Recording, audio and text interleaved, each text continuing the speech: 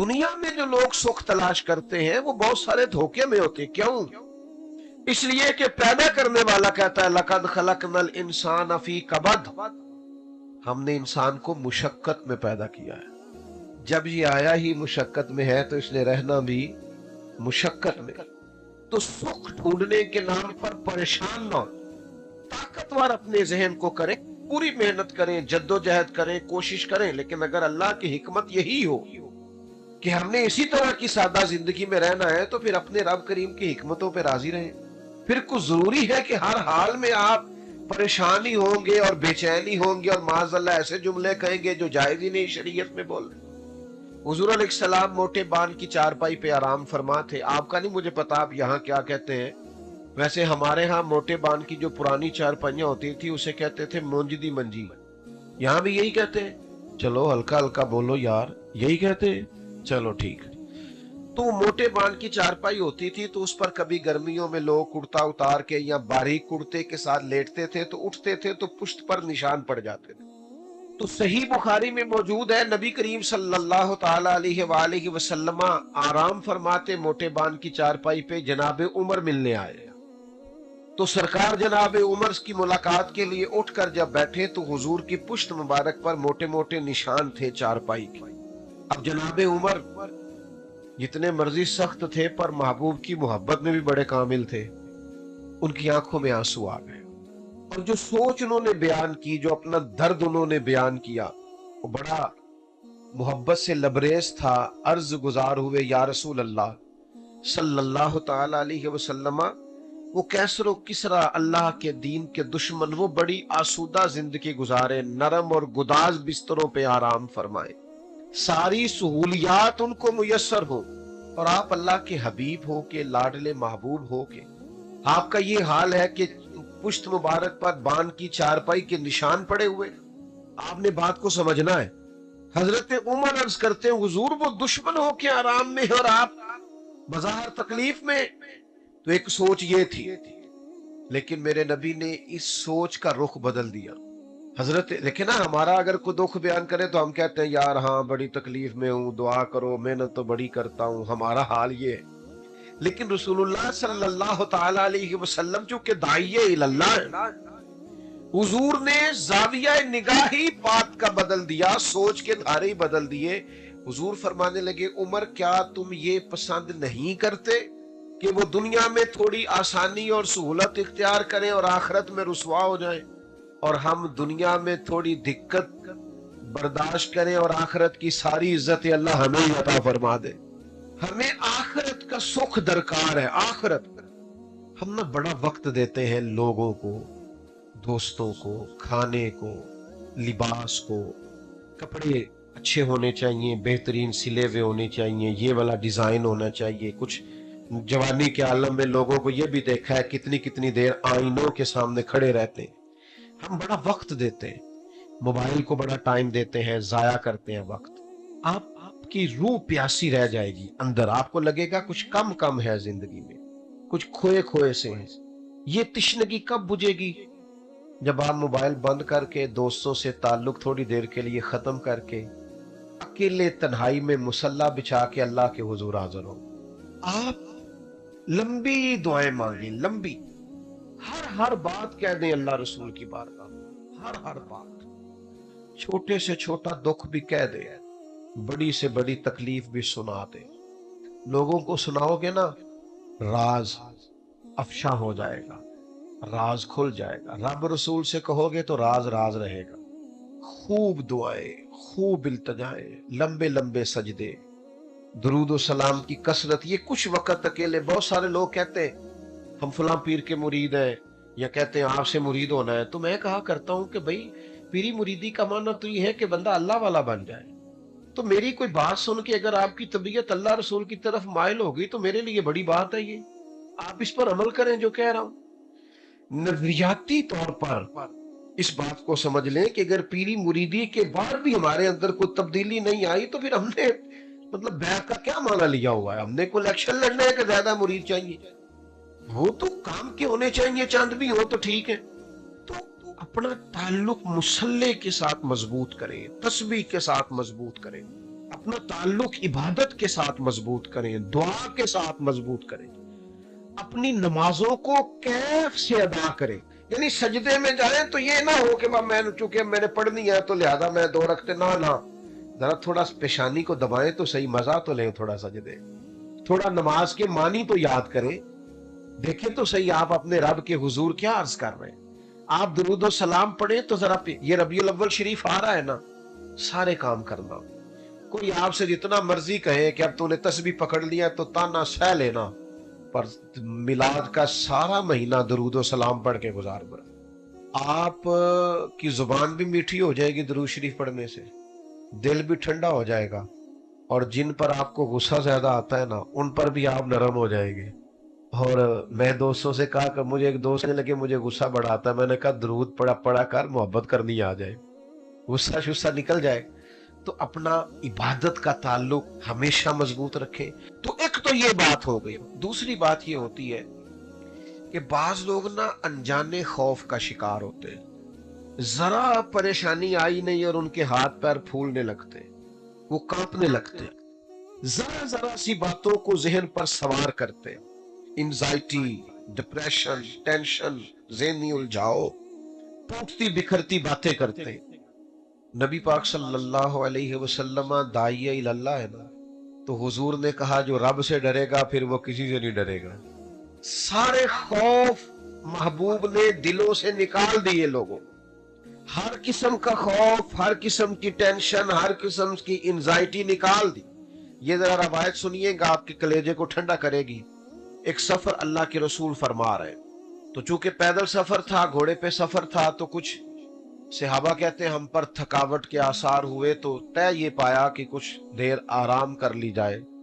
تو صحابہ اس آرام کی غرض سے مختلف درختوں کے نیچے لیٹ گئے، اور نبی کریم سے تھوڑا سا ذرا ہٹ کے لیٹے ادبن. فرماتے نبی پاک علیہ السلام تھوڑا سا دور، صحابہ کا خیال تھا کہ ادب کا تقاضا ہے کہ ہم ذرا سائیڈ پہ رہیں. تو محبوب کریم علیہ السلام ایک درخت کے نیچے حضور نے اپنی تلوار کو ٹہنی کے ساتھ لٹکایا اور نبی پاک وہاں لیٹ گئے درخت کے نیچے. تھوڑی دیر گزری، ایک کافر آ گیا، اس نے اللہ کے محبوب کی تلوار درخت کی ٹہنی سے اتاری اور نبی پاک پہ تان دی، اور پھر وہ محبوب کریم علیہ السلام پر تلوار تان کر بڑے بظاہر، بڑی دبدبے سے، اس کا خیال تھا وہ کھڑا ہو گیا. قربان جائیں اللہ کے رسول نے آنکھیں کھولی اور حضور فرماتے ہیں میری آنکھیں ہی سوتی ہیں، دل میرا ویسے بھی جاگتا ہی رہتا ہے. تو محبوب کریم نے مقدس آنکھوں کو کھولا تو اس کو تلوار لیے کھڑے دیکھا. اب اس نے بڑا اپنے حساب سے روبدار جملہ بولا، کہنے لگا ہے محمد صلی اللہ تعالی علیہ وسلم، بتائیے اب آپ کو مجھ سے کون بچائے گا؟ یہ بڑا نازک مرحلہ ہوتا ہے. یہ ذرا زیادہ توجہ کرے نا اب میری بات پہ. تو آپ ویرانے پہ جا رہے ہو نا، تو اچانک سامنے سے کوئی موٹر سائیکل والا ویسے ہی بریک لگا دے، چاہے اس بیچارے نے راستہ ہی پوچھنا ہو، تو بندے ڈر نہیں جاتے. یعنی چھت پہ رات کو چاہے بلی ہو، لیکن وہ ذرا کچھ کھٹکنے کی آواز آئے نا، آپ کی نہیں بات کرتا ویسے میں، لیکن کچھ لوگ ایسے ہوتے ہیں کہ چھت پہ ذرا کسی چیز کے بجنے کی، کھٹکنے کی آواز آئے تو بیچارے اتنے ڈر جاتے تکیے کے نیچے سے موبائل بھی نہیں نکلتا. او بھائی کس بات کا خوف؟ مومن ہے آپ، سینے میں ایمان ہے. اتنا زیادہ پریشان ہو گئے کہ سانپوں سے ڈرتے ڈرتے رسیوں سے بھی ڈرنے لگے. اتنا زیادہ خوف نہیں. زندگی اور موت اللہ کے قبضہ و اختیار میں. آپ غور کریں نوجوانوں، یہ ہم نے طاقتور ہونا ہے. اگر میدانوں میں نکلنا ہے تو پھر ہمارے اندر یہ قوت ارادی ہونی چاہیے. نبی پاک صلی اللہ تعالی علیہ وسلم سے کہتا ہے آپ کو مجھ سے کون بچائے گا؟ خاص غور کرنا، یہ جملے ہم بھی بولتے ہیں پر ہار کے بولتے ہیں. پہلے اپنے وجود کی طاقت لڑاتے ہیں، ہار جاتے ہیں تو یہ کون بچائے گا؟ تو کوئی پریشانی نہیں، کوئی تیزی نہیں، بڑے اطمینان سے، بڑے وقار سے. دیکھنے والے کہا کرتے ہیں اللہ اللہ، یاد آتا ہے خدا دیکھ کے صورت تیری. نبی کریم بڑے وقار اور اطمینان سے، اس نے کہا کون بچائے گا؟ تو حضور فرمانے لگے کیا کہتا ہے کون بچائے گا؟ فرمایا مجھے میرا اللہ بچائے گا.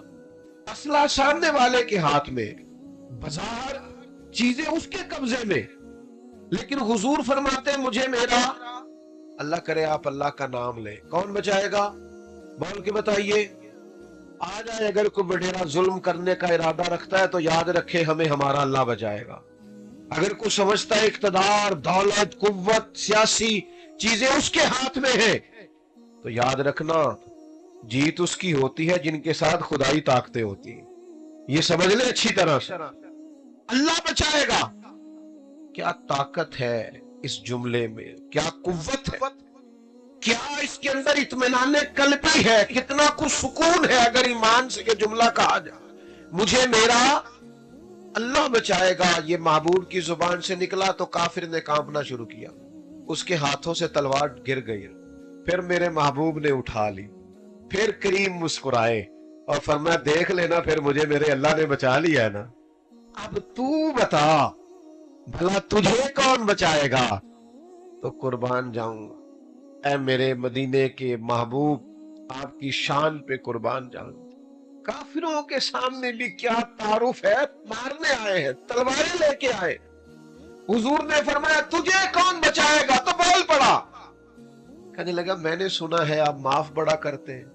وہ اسیر دشمن کی چاہ میں بھی، مخالفوں کی نگاہ میں بھی، مخالفوں کی نگاہ میں بھی، مخالفوں کی نگاہ میں بھی وہ امی ہے، صادق ہے، معتبر ہے، میرا پیغمبر عظیم تر ہے۔ سنا ہے آپ معاف بڑا کرتے ہیں، تو حضور فرمانے لگے اگر تو نے سنا ہے تو جا میں نے معاف کیا، ختموں کی بات، جا میں نے معاف۔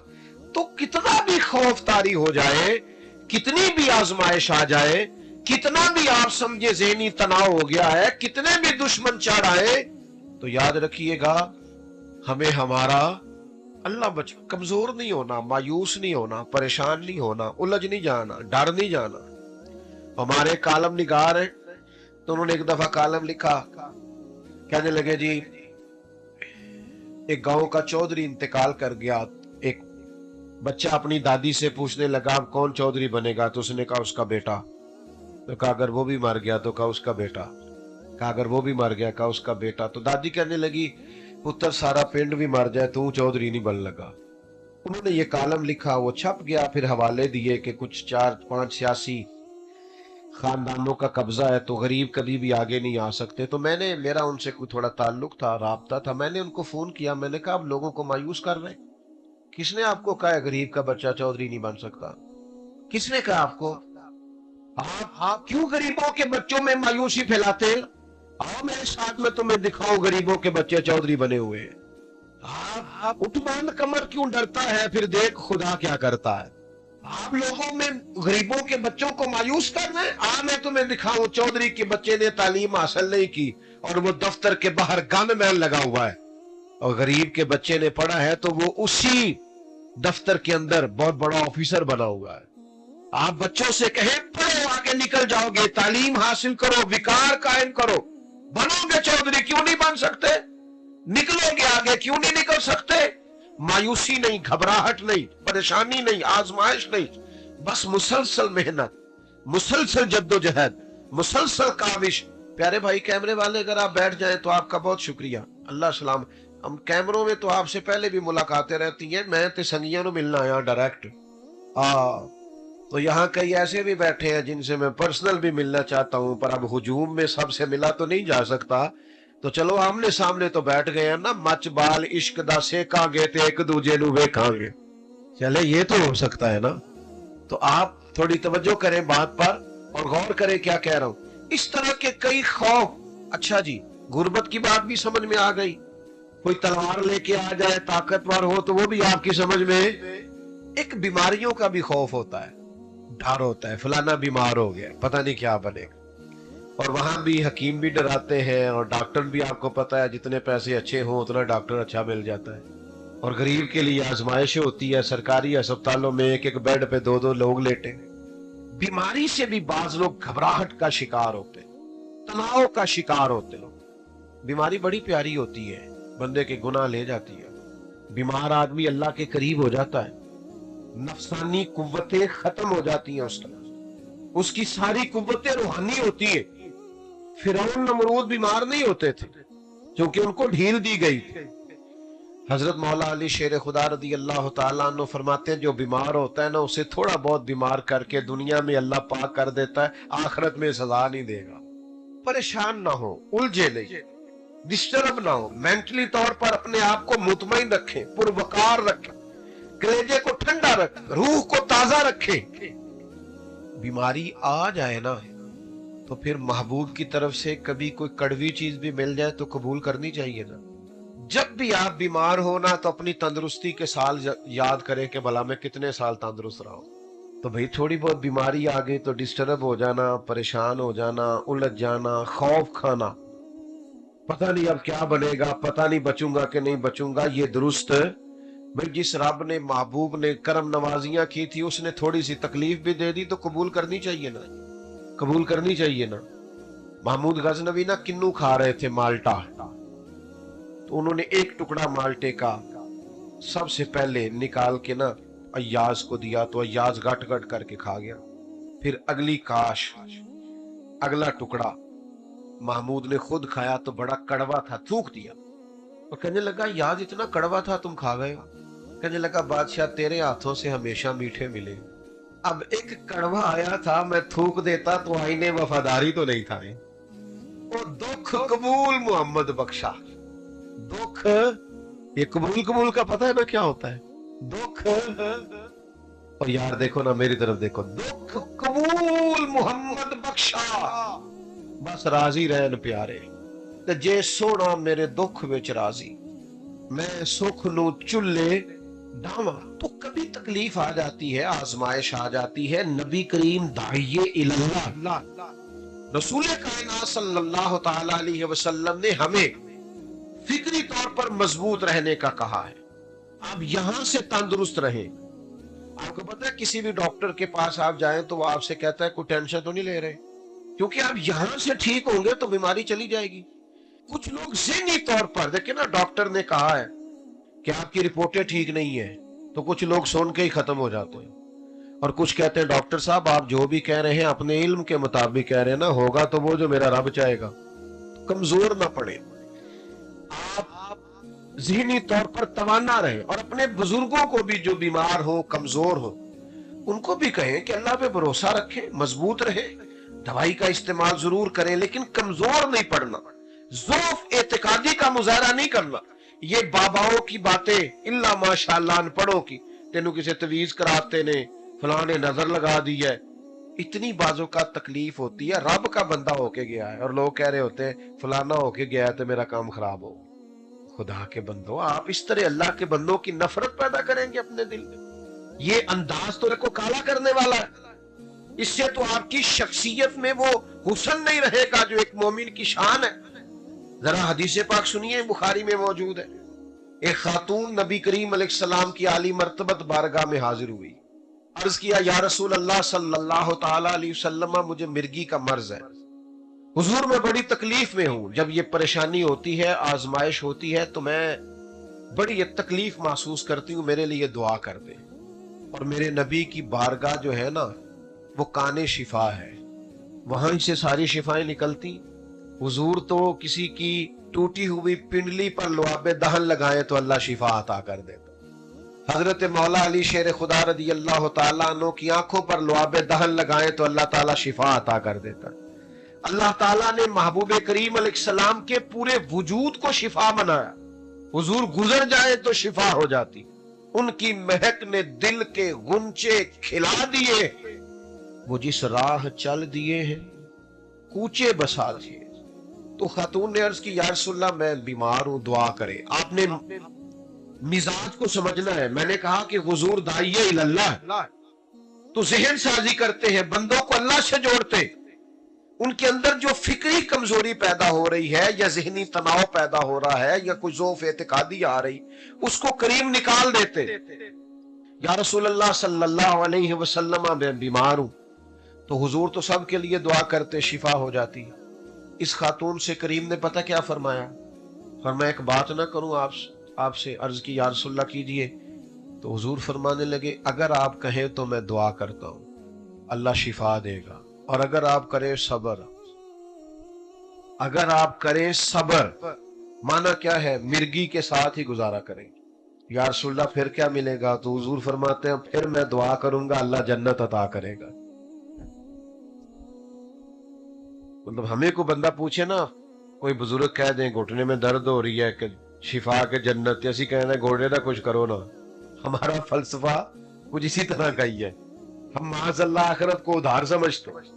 نبی پاک صلی اللہ تعالی علیہ وسلم نے فرمایا اگر تو کہے تو دعا کرتا ہوں اللہ شفا دے گا، اور اگر کرے صبر پھر جنت کی دعا۔